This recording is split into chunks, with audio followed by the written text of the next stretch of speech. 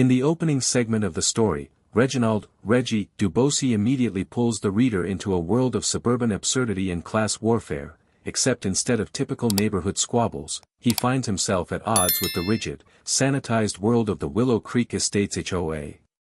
Right from the start, Reggie establishes his identity through defiant humor and an unapologetic tone, making it clear that his forthcoming tale is as much a personal rebellion as it is a satirical commentary on overly controlling neighborhood organizations. Reggie begins by proclaiming that he became public enemy number one of the Willow Creek Estates HOA even though he doesn't own a single grain of sand within their meticulously manicured borders. This opening statement is both an act of defiance and a humorous invitation to the reader.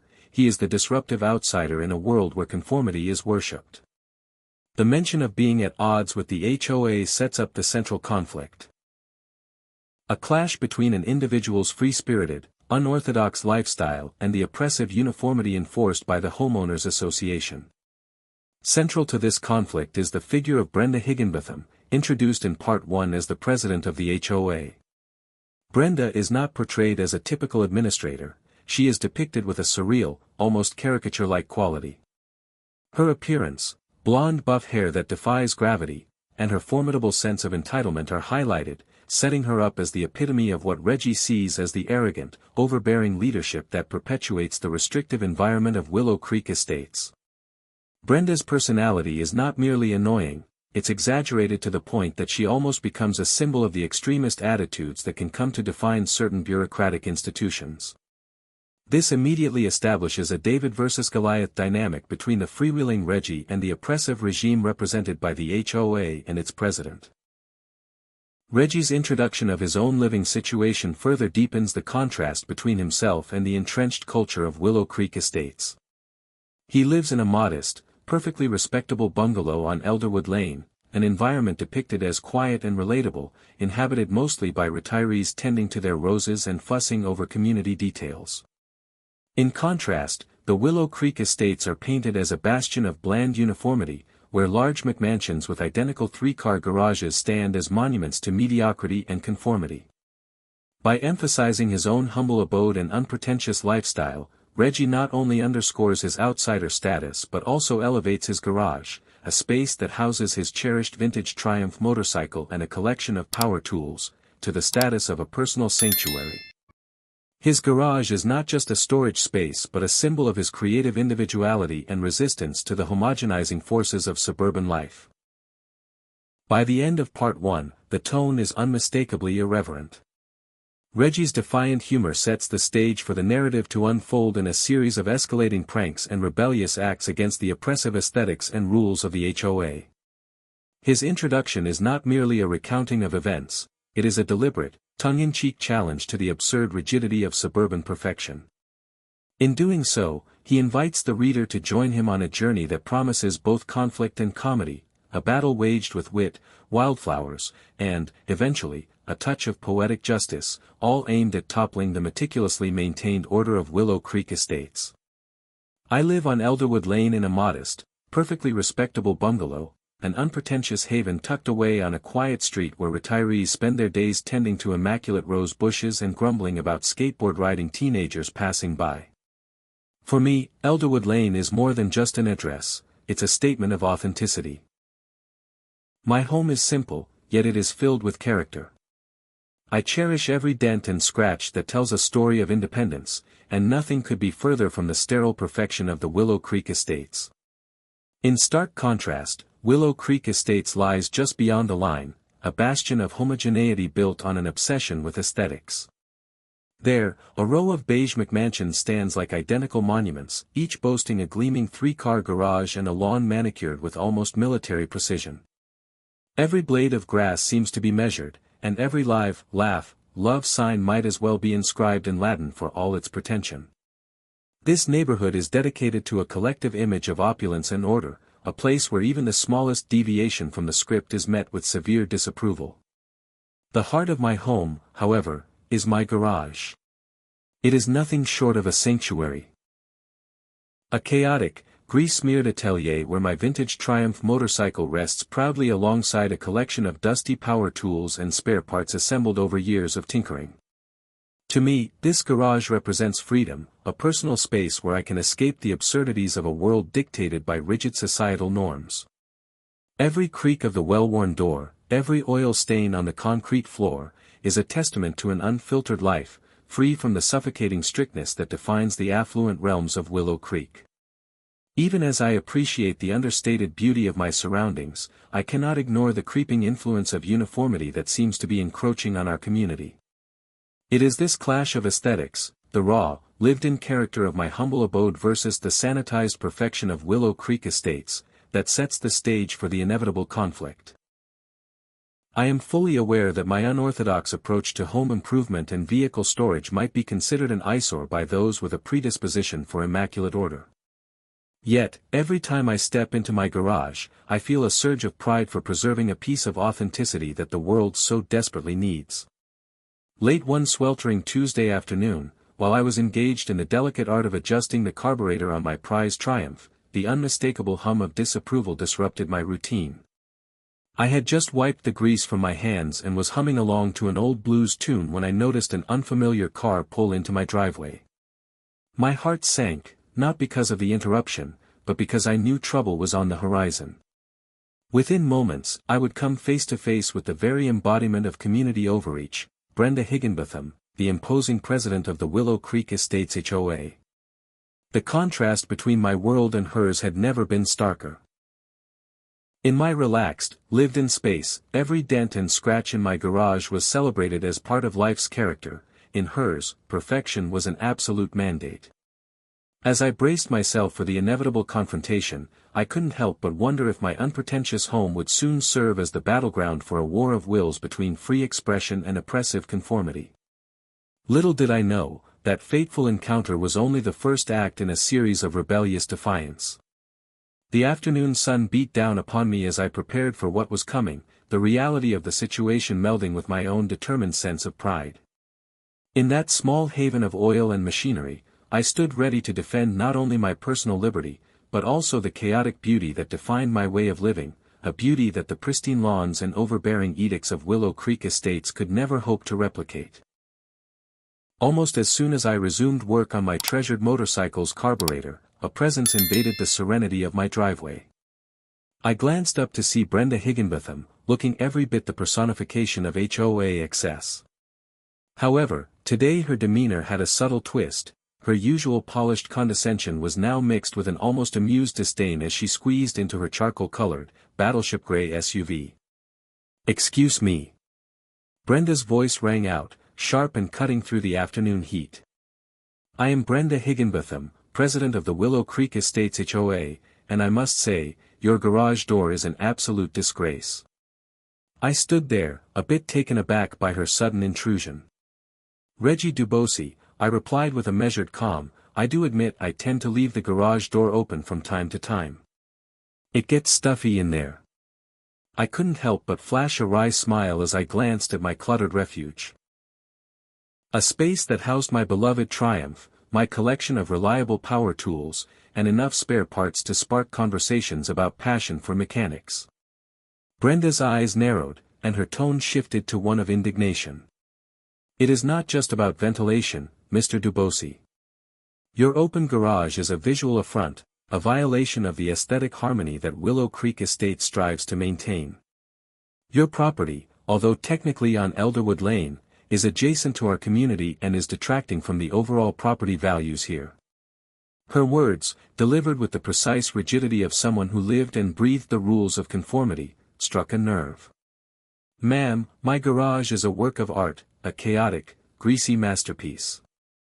It reflects character, not blight," I countered, my voice light with irony.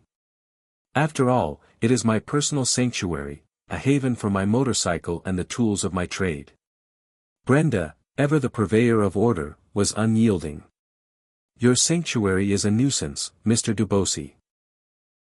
I am currently having my driveway repaved and in a moment of necessity have decided that your garage would be the ideal temporary parking space for my vehicle. It is in the best interest of the community, and I demand that you comply." That suggestion was the final straw. My eyes widened in disbelief as I stared at her, my tone darkening. "You're telling me that you, the queen of conformity, the high priestess of the HOA, wished to commandeer my garage. The very garage that houses my beloved motorcycle and those incredibly dangerous power tools. Not on my street, not in my universe. Her face flushed a brilliant shade of purple, a color that perfectly mirrored her sense of indignation. "It is only temporary," she shrieked, her voice reaching a pitch that seemed designed to unsettle even the most stoic observer. "This is for the good of the community." I couldn't help but laugh, a deep, hearty laugh born not of amusement, but of exasperation at the absurdity of it all. "For the good of the community?" I repeated incredulously. "The only thing my garage is good for is as a testament to individuality and freedom. Not as a parking space for your monstrous SUV." Her words became a mix of threats and promises of retribution, a litany of warnings about the power of the HOA and her so-called connections within the community. Standing there in my driveway, amidst the familiar scent of motor oil and old machinery, I felt as though I were in the midst of a surreal courtroom drama, where the simple act of leaving a garage door open was being interpreted as a cardinal sin. Brenda's tirade echoed off the nearby hedges and well-trimmed lawns as she hurled an ultimatum. "I warn you, Mr. Dubosi, I will not tolerate this disrespect. I have friends and influence, and you will regret crossing the line." Her threats hung in the air, heavy with the promise of bureaucratic retribution. At that moment, time seemed to slow down. The air thick with tension, the shrill sound of her voice mingling with the distant hum of suburban life. I could see a future of endless paperwork and petty disputes unfolding before me, all born out of a simple disagreement over a garage door. Yet, even as I acknowledged the gravity of the situation, a rebellious spark lit within me, a determination to stand my ground, to defend the little sanctuary that symbolized my way of living in defiance of an oppressive, uniform ideal. With Brenda's final words echoing in my ears, I knew that nothing would be the same after this encounter. The battle lines had been drawn, not just between me and the HOA, but between a spirit of creative chaos and the unforgiving hand of conformity. The morning after our heated confrontation brought with it an unexpected surprise. I awoke to find, pinned directly to my front door, a bright pink notice from the Willow Creek Estates HOA. Its bold color and official language instantly caught my eye, as did the absurdity of its claims.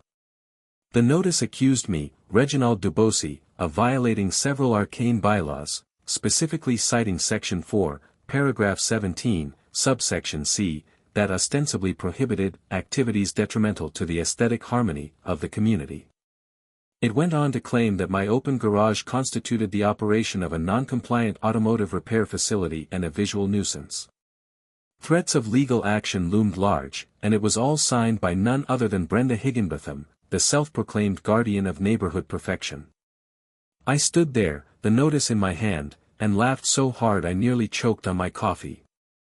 This woman was serious, so serious that she believed every word of her own self-made decree. Taking her bluff as an opportunity for a taste of poetic justice, I dialed the number printed on the notice. Fully expecting to hear Brenda's shrill voice, I instead encountered a monotonous, robotic message: "You have reached the Willow Creek Estates HOA. Please leave a message after the beep."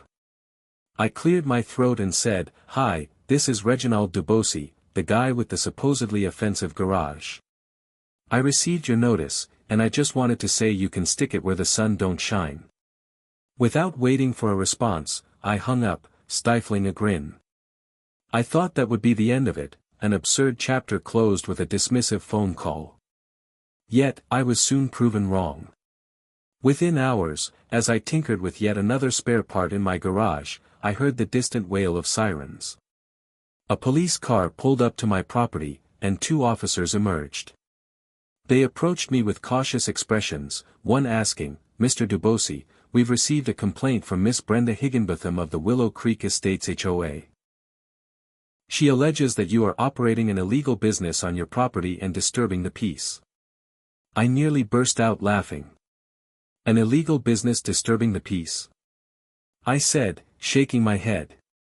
"All I'm doing is tinkering with my motorcycle." Yet, they insisted that I lower the volume of my work and keep my garage door closed, admonishing me with a warning that reeked of bureaucratic rigidity. I nodded in agreement, though inside I was stewing with a mixture of disbelief and amusement. That notice, that ridiculous complaint, and the ensuing police visit marked a turning point, a threshold where the oppressive absurdity of the HOA began to feel all too real. The chill of conformity and the iron hand of bureaucracy were no longer distant specters, they were here, knocking on my door and prying into the sanctity of my humble garage. As I resumed my work that day, every clang of metal and every burst of engine noise felt like an act of rebellion. The encounter left me with an unshakable resolve. I was not going to let the rigid dictates of the Willow Creek Estates HOA, and by extension, Brenda Higginbotham, strip away the freedom to live and work on my own terms. That crisp pink notice served as both a badge of absurdity and a clarion call to action, a signal that the war for personal freedom had officially begun. I placed the notice on my workbench, examining its formal language with a wry sense of humor. It was a document born of unchecked entitlement, a manifesto of mediocrity designed to enforce a sameness that I could never, in good conscience, abide by. I resolved then that my humble garage, my cherished sanctuary, would remain a bastion of individuality, even if it meant clashing with the overly meticulous and suffocating world of Willow Creek Estates. In that moment, as I tightened a bolt on my Triumph's carburetor, I knew that the battle ahead would be long and filled with pranks, bold gestures, and unwavering defiance. I would fight for every smudge of grease, every dent in the garage door, because they symbolized the very essence of my individuality. And so, with a newfound determination and a twinkle of mischief in my eye, I prepared for the coming days, a time when rebellion would be measured not by the grandeur of its actions, but by the power of a single refusal to conform. No sooner had I shrugged off the absurdity of the notice than the next events unfolded in rapid, almost cinematic fashion. I was back in my garage, absorbed in my work, when I heard the unmistakable sound of sirens. The police had been called yet again. This time, the complaint had escalated to include allegations of operating an illegal business and disturbing the peace on my property. Within minutes, 2 officers arrived. Their faces bore the weariness of routine stops, yet their eyes flickered with a hint of skepticism as they took in the scene. "Mr. Dubosi," one of the officers said, his tone neutral yet firm, "Miss Brenda Higginbotham claims that you are running a chop shop and causing a ruckus with your garage activities." I couldn't help but let a smile tug at the corners of my mouth as I replied, "All I'm doing is tinkering with my motorcycle, it's hardly a criminal enterprise." Though my words were light-hearted, the tension in the air was palpable. The officers conferred briefly, then one of them said, "We don't want any trouble, Mr. Dubosi. Just try to keep the noise down and ensure your garage door stays closed." I nodded in mock compliance as they turned to leave, yet inside, I felt a growing fire. The very fact that Brenda Higginbotham had resorted to summoning the authorities over my humble garage was both infuriating and, dare I say, comical. That day marked a turning point, a moment when the absurdity of the entire situation crystallized into a clear choice. To endure or to rise up against the stifling conformity enforced by the Willow Creek Estates HOA. As the officers drove away, I couldn't help but chuckle at the sheer ridiculousness of it all. I had become the unwilling poster child for a battle between individuality and imposed aesthetics. That evening, I sat in my garage surrounded by the comforting clutter of automotive parts and tools. The encounter replayed in my mind, each word from Brenda's complaint like a spark waiting to ignite a wildfire of rebellion. I began to plan, not just a response, but a statement. If the HOA wanted compliance, then I'd give them something to talk about. I'd transform my humble abode into a canvas for rebellion. Ideas bubbled up, mischievous pranks that would turn the perfect, monotonous lawns of Willow Creek Estates into a riot of color and hilarity. I envisioned a defiant display, a statement about freedom and individuality. At that moment, the sound of my work tools became less a call to repair and more an overture to revolt. Every bolt and every gear became part of a larger plan to topple the sterile monotony that Brenda Higginbotham so desperately clung to. I began drafting a list of small but potent gestures, installing cheeky decorations, blasting my favorite rock tunes late into the night, even tweaking the garden display around my house. With each idea, the frustration of the past few days transformed into creative energy. I decided that my protest would be as ingenious as it was nonconformist, a measured yet unmistakable jab at the stranglehold that the HOA had over the neighborhood's aesthetics. That night, with the evidence of today's police visit still echoing in my ears, I resolved that tomorrow would be the first day of my open rebellion. I would start small, perhaps with a whimsical sign or a bold decorative touch, and gradually work my way to a full-blown statement. After all, if the system demanded conformity, then the best response might be to celebrate the chaos of individuality even more fiercely.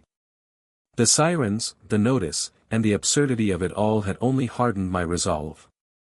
As I closed the garage door that night, I felt an unmistakable thrill. This was not merely a defense of my privacy but a declaration of independence against the oppressive uniformity of Willow Creek Estates.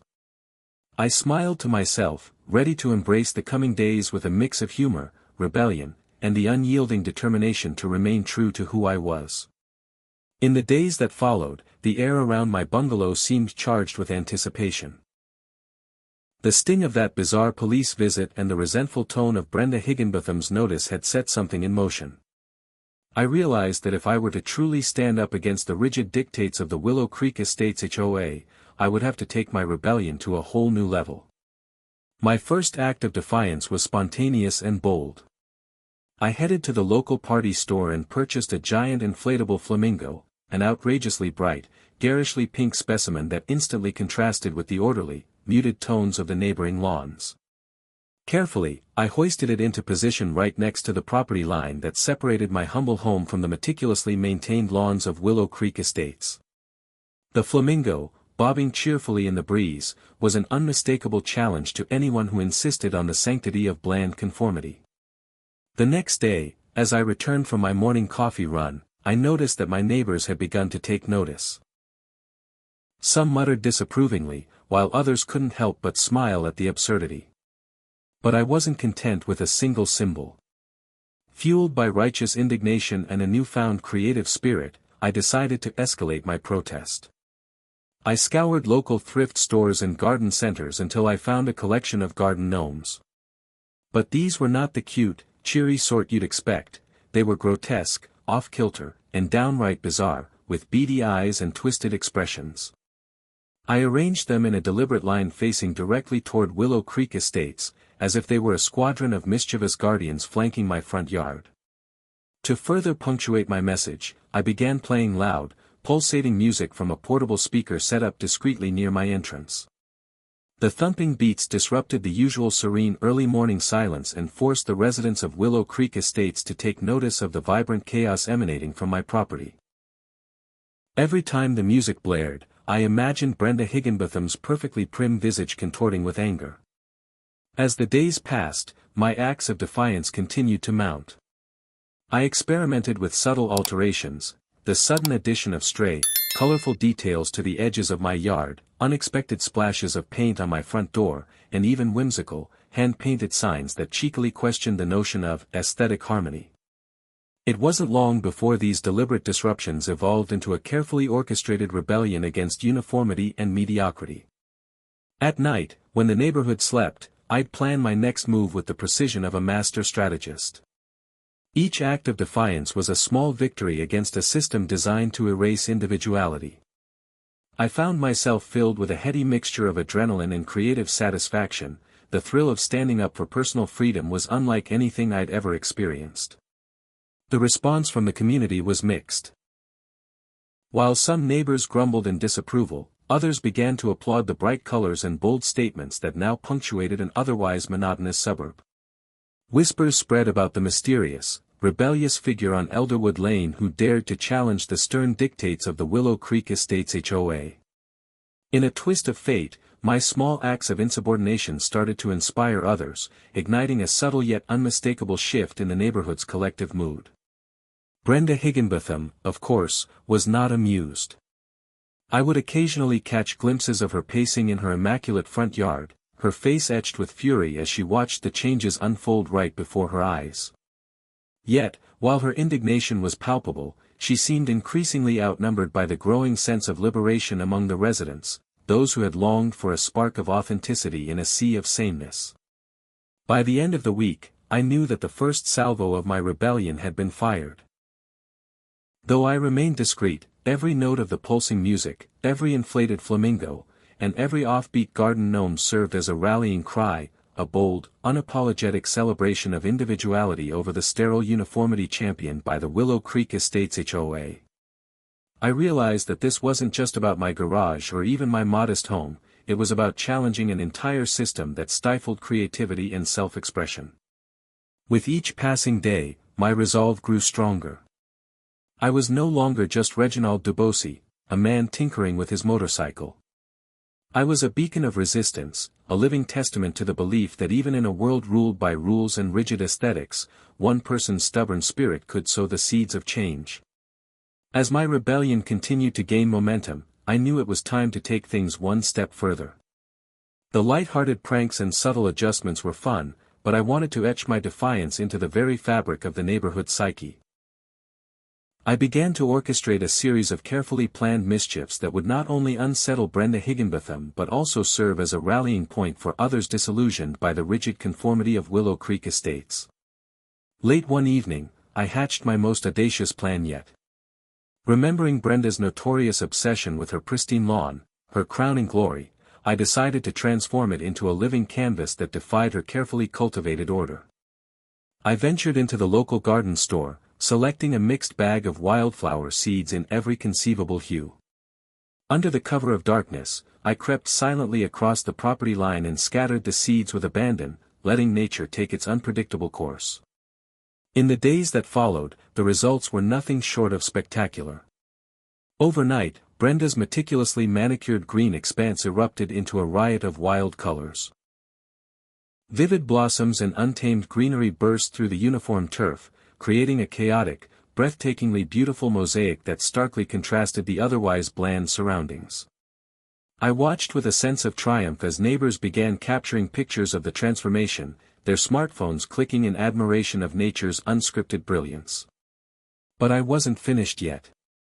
Embracing the audacity of my newfound role as a rebel, I turned my attention to Brenda's prized vehicle.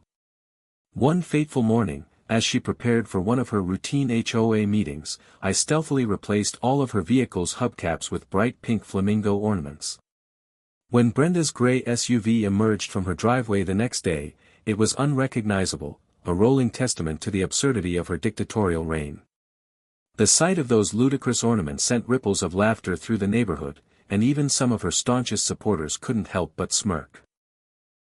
In between these theatrical acts of defiance, I continued to maintain my everyday routine, tinkering with my motorcycle and enjoying my simple pleasures. Every time I stepped into my garage, the very heart of my independence, I couldn't help but feel a sense of pride. I had transformed my personal sanctuary into an emblem of rebellion against oppressive uniformity. Word of my misadventures traveled fast. What began as isolated acts of protest soon became a symbol of a broader resistance movement within our community. Neighbors who had long suffered under the suffocating demands of the HOA began to embrace small acts of individuality. Some even planted their own wildflower patches, quietly challenging the uncompromising rules that had governed their lives for so long. Despite all this, Brenda's fury intensified. I would occasionally glimpse her from afar, pacing her immaculate lawn or scowling at passing residents who dared to smile at the transformed landscape. Her attempts to regain control, through stern notices, heated phone calls, and even personal visits, only fanned the flames of my defiance. In countless exchanges, her voice rang out with the shrill timbre of entitlement, while my measured retorts grew bolder with each passing day. As the weeks wore on, the rebellion reached an almost surreal climax. It wasn't simply about my garage or her lawn anymore, it was a full-scale uprising against every rigid rule imposed by the Willow Creek Estates HOA. With each prank, every small act of mischief, I felt a surge of exhilaration, a belief that even one man's stubborn refusal to bow to conformity could spark a revolution. The whimsical vandalism of Brenda's hubcaps, the riot of colors in her once pristine lawn, and the covert displays of irreverence had all combined to form a narrative of liberation. In that charged atmosphere of irreverence and shared rebellion, I found that my actions not only brought laughter and hope to the neighborhood, but they also sent an unmistakable message to the powers that be. It was a declaration: creativity, individual freedom, and a bit of spontaneous joy would always defy the confines of oppressive uniformity. In the weeks following the ultimate rebellion, the atmosphere in our community began to change in remarkable ways. The relentless antics, the riotous wildflowers, and even the absurd pink flamingos had created a ripple effect that transformed the rigid culture of Willow Creek Estates. One crisp morning, I received a formal letter of apology from the Willow Creek Estates HOA. It appeared that many residents, tired of endless dictates and sterile uniformity, had staged a quiet coup. Brenda Higginbotham, once the unchallenged president of the HOA, was removed from power, and the new board proposed a radical rewrite of the bylaws. One that embraced a bit of individuality and warmth. The letter even extended a lifetime honorary membership to me, a symbolic gesture acknowledging my role in spurring change. I politely declined the offer, preferring the anonymity of a free spirit over official recognition. I also heard rumors that Brenda had moved to a gated community in Florida, where she now spent her days meticulously pruning hibiscus bushes and complaining about unruly squirrels, a small irony that never failed to bring a smirk to my face. As for me, I returned to my garage, a sanctuary filled with cherished relics of my old life, now imbued with the triumph of creative rebellion. The pulsating strains of my favorite music still drifted from a portable speaker on some afternoons, and the wildflowers scattered on Brenda's former lawn continued to flourish, a living symbol of change and defiance. Neighbors, once resigned to a dull, monotonous way of life, began to embrace subtle acts of self-expression in their own yards. This transformation wasn't just cosmetic, it was emblematic of a deeper awakening, a realization that life's beauty was not found in uniformity but in the celebration of individuality. The rebellion sparked by one man's refusal to conform had evolved into a quiet revolution, proving that even the most meticulously orchestrated systems could be unsettled by a spark of creative resistance. Now, every time I glance at the giant inflatable flamingo that proudly stands at my front yard, or the remains of a mischievous prank that once ruffled the feathers of old order, I am reminded of the power of defiance in the face of oppression. My story, a blend of humor, stubbornness, and unapologetic nonconformity, has become a small legend in our community. And as I continue to tinker in my garage, the pulse of rebellion still beating in the background, I know that the spirit of individuality will always find a way to flourish, even in the strictest of environments. In this new dawn, where wildflowers outnumber perfectly trimmed hedges and laughter drowns out authoritarian rules, I can truly say that a little chaos and a lot of heart can change the world, one rebellious act at a time.